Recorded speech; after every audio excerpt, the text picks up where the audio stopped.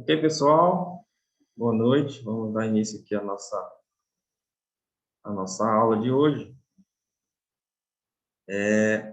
Estamos entrando agora num momento muito interessante do curso, né? Onde a gente já começa a aprofundar mais a parte técnica, onde a gente já vai começar a ver sobre adubação, a gente vai começar a ver sobre solos. Está começando a ficar interessante, começando a ficar legal, a entrar realmente na agronomia propriamente dita, né? Então, espero contar com a atenção de vocês e que nós tenhamos aí uma boa aula, tá bom? Bom, a disciplina nossa é implantação na área de produção e legislação, né? Vamos continuar aqui.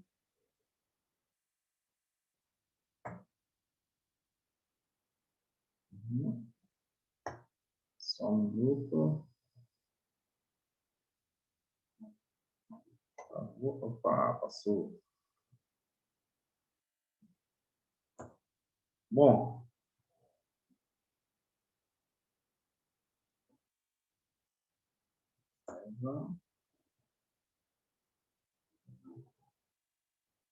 hoje a gente vai ver aí, é bastante extenso hoje o nosso cronograma. Pediria até que vocês dessem uma atenção especial à apostila, porque é bastante conteúdo. Então, para essa aula síncrona, tá lá, como eu botei lá em cima, né, da página 14 até 78, sobre essa aula de hoje. Então, é bastante assunto, a gente não consegue abordar de forma satisfatória por esse pequeno tempo tudo isso. Então, eu pediria que vocês depois dessem uma atenção especial à apostila, tá? Fosse lendo e qualquer coisa fosse pedindo para tirar alguma dúvida através de mensagem ou de alguma forma aí, tá bom?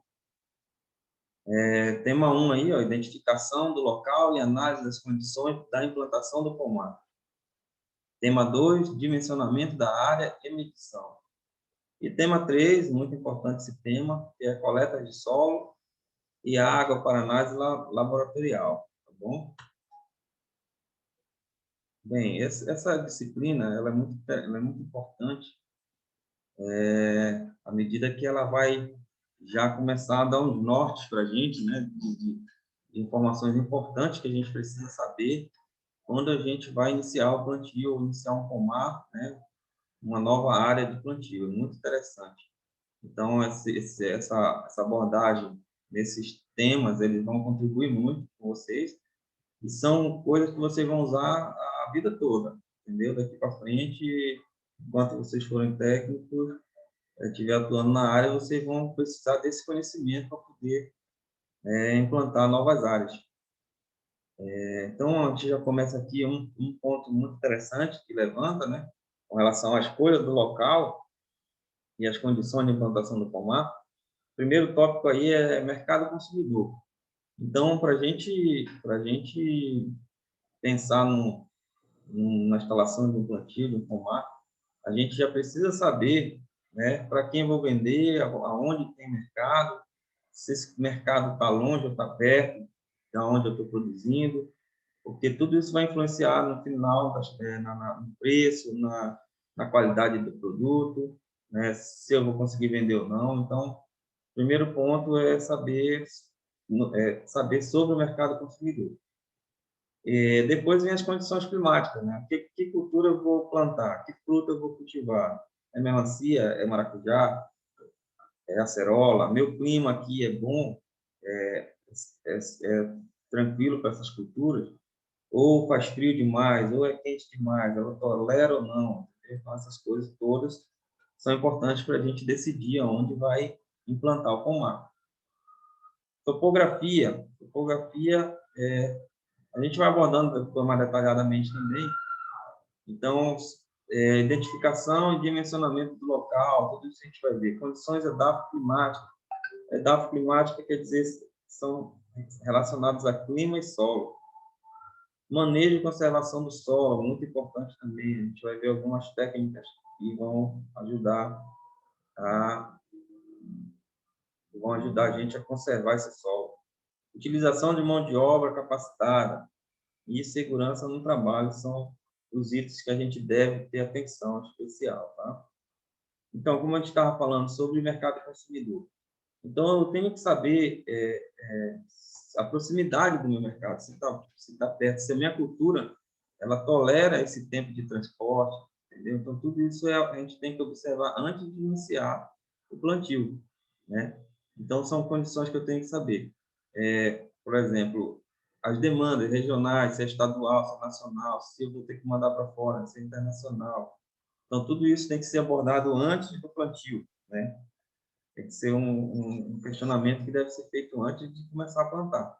E depois que tiver plantado, produzindo, não tem mais como correr atrás, né? Saber se vai ser só o mercado externo, não correr atrás, aí já fica difícil. Os períodos do ano em que as frutas alcançam os melhores preços. Essa informação também é muito importante. Um exemplo que a gente tem aqui é a pitaia, na nossa região. A pitaia ela tem uma oscilação de preço no decorrer do ano muito grande, né? A pitaia ela sai vamos dizer, de época do ano, principalmente no inverno, aqui nosso, né? Período chuvoso nosso, ela cai para R$ 2 o quilo. Em compensação, no nosso período seco, que é quando tem menos oferta de pitaia no Brasil, né? Porque os estados do sul eles não conseguem produzir nessa época de junho, julho, agosto, setembro. Aí eles param a produção lá, é quando o preço sobe para a gente aqui. E é uma época que a gente está mais produzindo também. Então, ele sai de R$ 2 nesse período aí de chuva nosso e chega a ser vendido até R$ 9, R$ 10 no período de safra. Então, olha só essa variação. Então, isso a gente também tem que estudar esse mercado antes de começar a produzir. E outra questão muito importante é a variedade, né? O que o meu consumidor prefere? Ele gosta de quê? De pitaia vermelha? De pitaia branca? Qual que é meu mercado? Então, tudo isso eu devo saber antes de começar o plantio, né? Hoje, por exemplo, é dominante aqui a pitaia vermelha. Então, quer dizer, e não tem mercado, não deve ter um grande mercado para pitaia branca, por exemplo.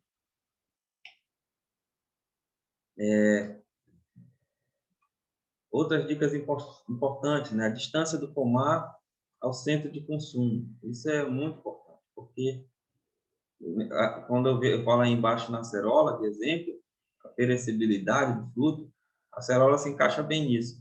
A acerola é muito perecível, então ela deve ser processada no mesmo dia que ela for colhida. No máximo, um dia depois, já com alguma perda.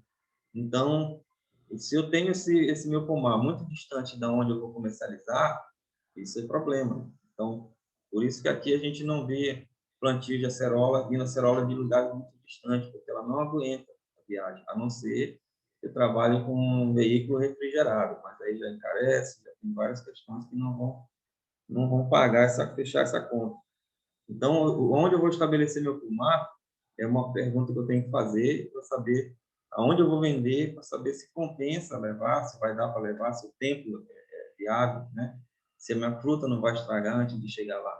Então, isso é interessante, a gente tem que procurar saber antes de escolher a área para plantio. Outro ponto importante é saber se tem alguma agroindústria próxima que absorva o excedente, por exemplo. Eu estou vendendo in natura a fruta, né? Vamos dizer goiaba, tem um mercado bom in natura, que é a venda direta para o consumidor, né? A gente chama fruta de mesa ou fruta in natura, quando ela não recebe processamento.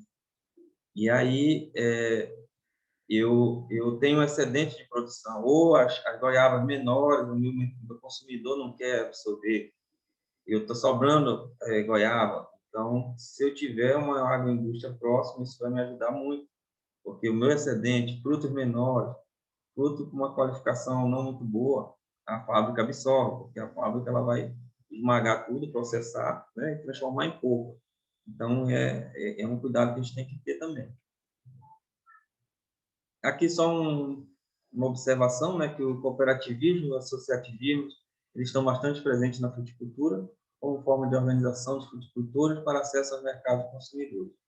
Então, normalmente, a comércio de frutas ou de polpas, ele passa por uma associação cooperativa. Isso é comum, realmente, né? A gente tem exemplo aqui do nosso município, né? A gente tem a Canta, que é uma grande cooperativa que organiza essa produção e processa esses produtos e comercializa o Brasil para o mundo, né, exportando polpas e para vários lugares do mundo. E temos algumas pequenas também, associações locais que fazem esse mesmo trabalho, né? Então, quando eu vou escolher meu local para plantar, eu tenho que ter atenção para a topografia, né? Topografia nada mais é do que a característica de relevo da minha área. Então, existem vários critérios. Eu não posso plantar numa área muito acidentada, né? Muito inclinada, onde eu tenho dificuldade de locomoção, dificuldade de manejo, dificuldade de mecanização. Então, isso é um ponto muito importante. Porém, tem regiões que não tem como fugir disso, né? Eu já vi plantio de cacau no sul da Bahia, onde a declividade é absurda mesmo. A pessoa tem que andar se segurando nas plantas, no chão, para não escorregar. Mas, como não tem área, eles acabam aproveitando o máximo da área possível. Mas é um plantio muito difícil. Esse plantio em área com declividade alta não entra equipamento, né? Não entra trator, nenhum implemento, então tem que ser tudo manual, encarece o sistema e é bem complicado. Então, como recomendação, é interessante a gente escolher áreas com declividade de, no máximo, uma inclinação de 5%, né? Então, uma inclinação bem suave, né? Onde o equipamento consegue chegar, o trator consegue trabalhar bem, né? Então, seria o ideal. Áreas com declividade acentuada, com cerca de 20 graus, daqui a pouco eu vou mostrar um gráfico para vocês entenderem melhor qual é essa angulação, 5, 20, 40, tá? Daqui a pouco vai ter um gráfico que vai mostrar. Então, essas áreas com cerca de 20 graus de inclinação exigem atenção especial e uso de várias técnicas de conservação do solo. Por quê? Quando eu vou trabalhar uma área que tem declividade muito acentuada, o risco de eu perder solo por erosão é muito grande. Então, quando eu tiro a vegetação, preparo a área para poder plantar a minha nova cultura, meu solo está exposto e eu tenho incidência de chuva, né, de vento, que vai carregar esse meu solo. Então, vocês sabem que a primeira camada de solo, ali, de 0 a 10 centímetros, é a camada mais fértil do solo que tem, né, nos nossos solos aqui tropicais. Então, se eu perco essa camada para a chuva, se a chuva carrega isso aí lá para baixo, eu estou empobrecendo o meu solo e eu vou ter, com certeza, menor produção, um custo maior para fertilizante. Então, eu tenho que ter cuidado para não perder esse solo.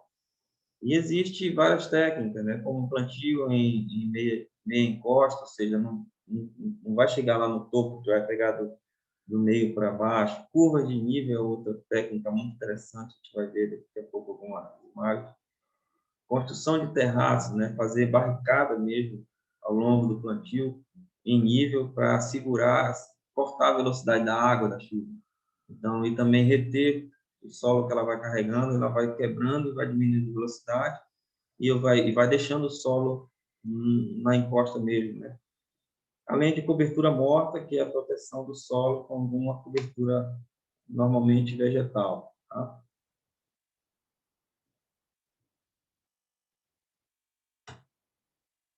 Aqui, como eu tinha falado, né, os ângulos. Então, aqui a gente consegue ter uma referência, né? Por exemplo, esse ângulo de 15 graus ainda é aceitável, né?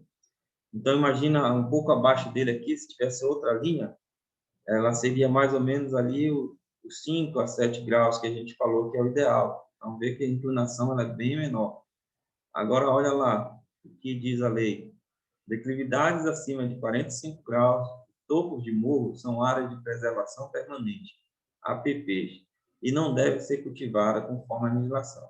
Então, olha no gráfico aí, veja essa inclinação de 45 graus, né? É uma inclinação muito, muito grande, né? E que deve ser preservada, apesar de que eu já vi plantio de cacau em áreas, eu acho que até com maior declividade do que 45 graus. Mas a lei proíbe, né? Então, o plantio está feito de forma ilegal, a lei não permite cultivar, né, em áreas onde a declividade é maior do que 45 graus. Tudo bem? Condições edafoclimáticas. Olha só essa palavra também, vocês vão ouvir bastante, acho que já estão ouvindo bastante por aí. é uma palavra que também vocês vão ouvir sempre na vida de vocês, edafo climático. Edafo é do grego, quer dizer solo, né? Então, seria clima e solo, essa tradução aí.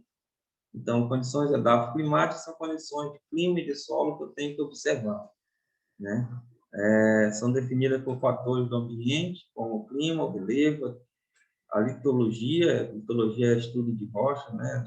Como aquele solo foi composto, temperatura, umidade de ar, radiação, né, solar, tudo isso vai influenciar nessas condições de edafo climático, tá?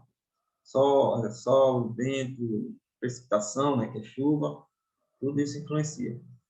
Estão relacionadas às características do solo, da água e do clima local. Então, quando eu for implantar uma cultura, eu tenho que observar tudo isso, né? Ou seja, eu vou chegar aqui em Tomé Sul, né, onde a gente estamos na região amazônica, clima tropical, chuvoso, e eu vou plantar, vamos dizer, morango, né? Eu quero plantar morango. Então, será que vai dar certo? As condições climáticas da nossa região, da onde a gente quer plantar Tomé Sul, é favorável para o morango? Então, não é, né? Porque o morango é um fruto de clima temperado, até já existem variedades que toleram um pouco mais o calor, já estão começando a produzir em regiões mais quentes, mas isso ainda tem muito que avançar na pesquisa, no melhoramento genético. Mas então eu tenho que analisar tudo isso, né? Eu tenho que ver que nossa região é uma região chuvosa, muito quente, de muita insolação, e a cultura que eu vou plantar, ela tem que estar adequada com essa realidade, com essas condições. Então, eu tenho que ter muita atenção com isso.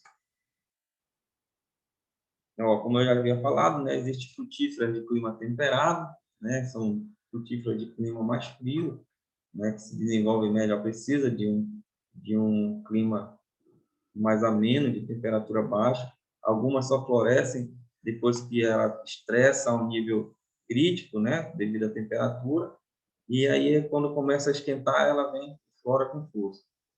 Quando, vamos dizer, o inverno lá não chega nesse nível, a planta estressa menos, flora menos. Então, tem tudo isso, né? Adaptação da planta ao clima.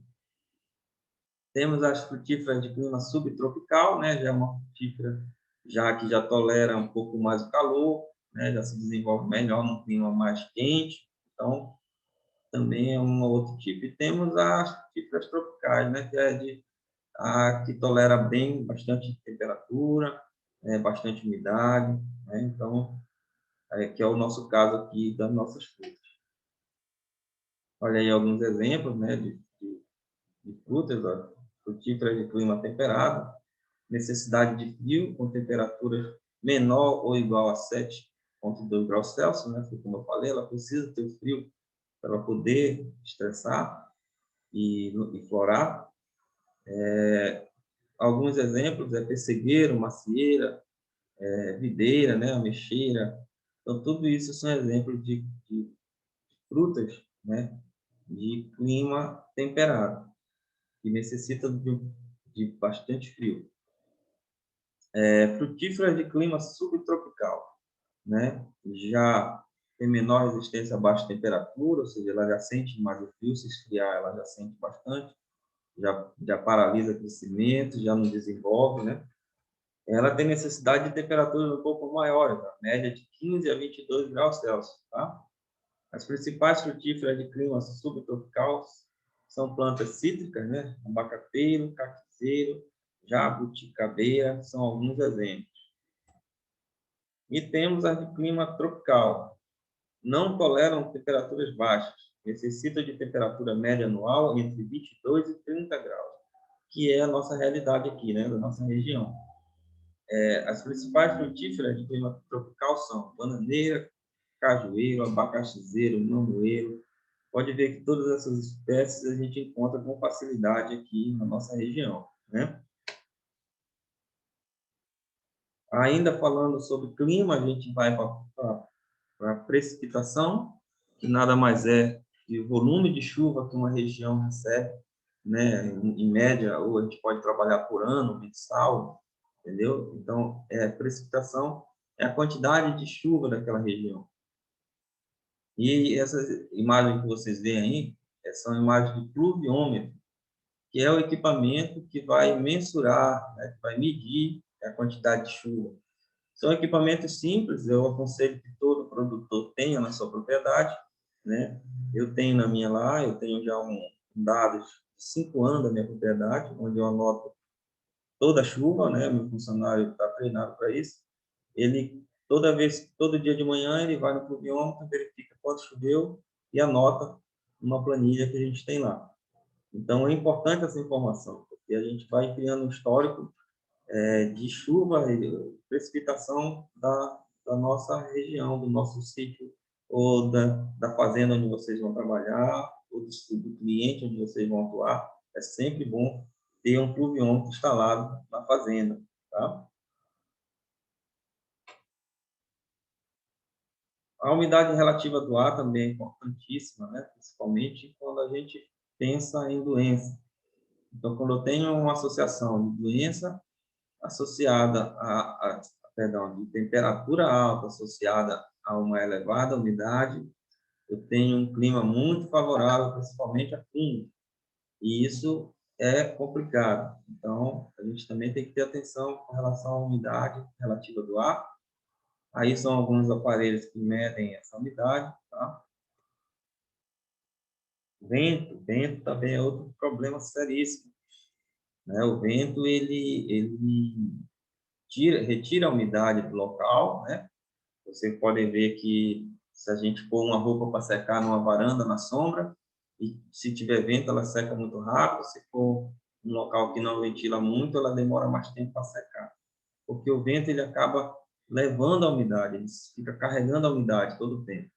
Para a planta isso é ruim, né? Porque ela está todo o tempo perdendo água, principalmente se ela se ela está em estresse hídrico, se está faltando água na raiz, no solo, ela vai ter problema, porque o vento ele vai levando, está tirando umidade. Então a planta ela tem que manifestar alguns mecanismos de defesa para evitar essa perda de água.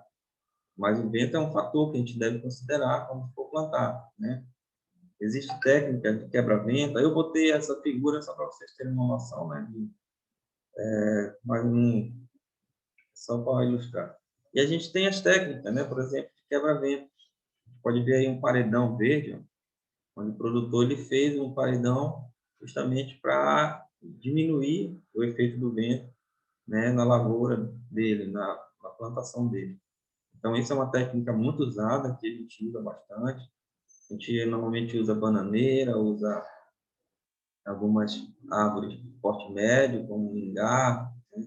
Então, é importante fazer esse quebra-vento para diminuir essa intensidade, tá? Do vento na planta, que provoca grandes prejuízos.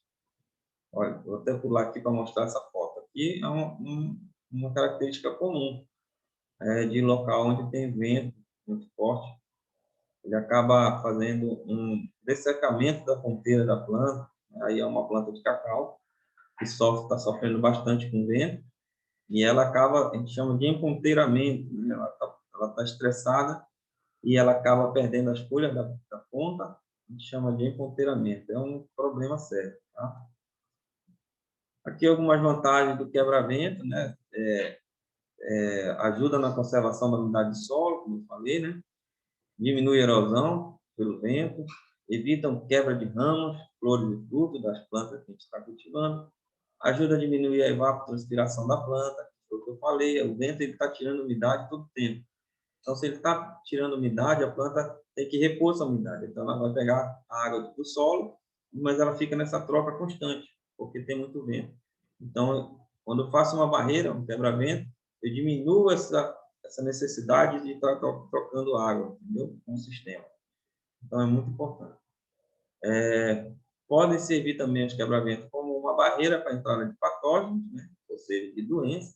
Muitos fungos que poderiam vir atacar minha lavoura, eles acabam encontrando uma barreira e não conseguem adentrar para a minha lavoura. Então, isso é muito importante, é uma função importante do quebra-vento, né? É uma técnica comum, a gente vê isso aqui no nosso dia a dia tranquilo. Aumenta a eficiência do uso da água para irrigação. A mesma lógica da evapotranspiração. Se eu estou perdendo menos água para o sistema, eu preciso repor menos água no solo. Então, é uma característica interessante do quebra-vento. Melhora a polinização dos insetos, né? Polinizadores, porque o vento atrapalha os pequenos insetos também. Então, eu tenho uma abelha que ela precisa voar contra o vento, ela vai sofrer mais, ela vai cansar, ela vai voar menos. Então, se eu faço uma barreira, diminuo essa velocidade de vento, meus insetos polinizadores conseguem voar e se deslocar com mais facilidade, né? Reduzem a entrada de pragas e doenças, a gente já falou isso agora, né? Então, é uma vantagem muito importante do quebra-vento. Outro fator importante que a gente tem que observar na implantação do nosso sistema é sobre a luminosidade, né? Tem plantas que exigem maior incidência de luz e outras que requerem um pouco mais de sombra.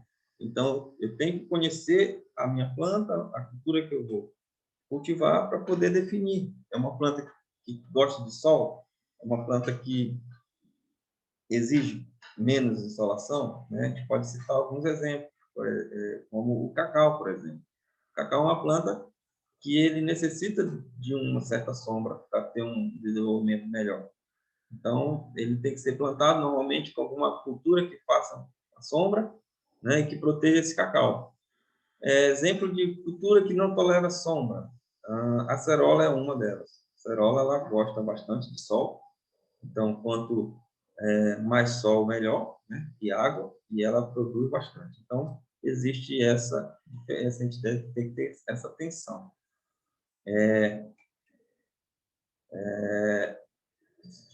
E isso está relacionado à fotossíntese, né? Então, como a gente está vendo aí, então, como a gente está vendo, isso, a fotossíntese é que plantas que vão sintetizar mais ou menos, né?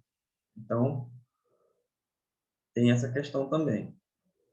Está aparecendo aqui o aviso de 40 minutos já de aula.